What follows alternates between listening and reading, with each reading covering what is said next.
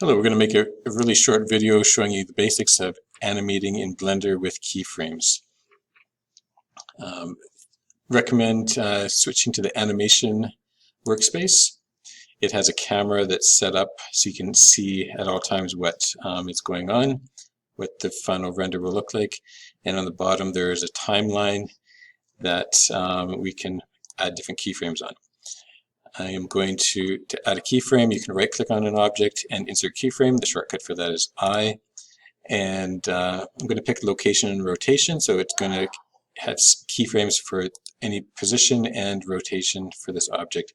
So at time 1, at the beginning of time, this is where my object is.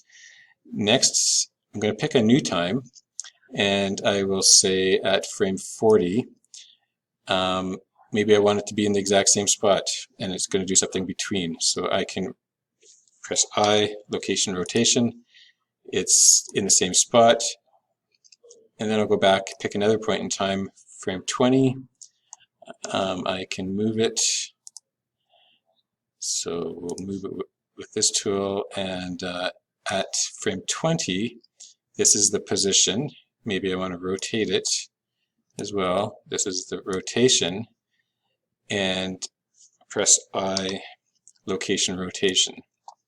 So now at the beginning it's here, it moves up and it goes back to where it was.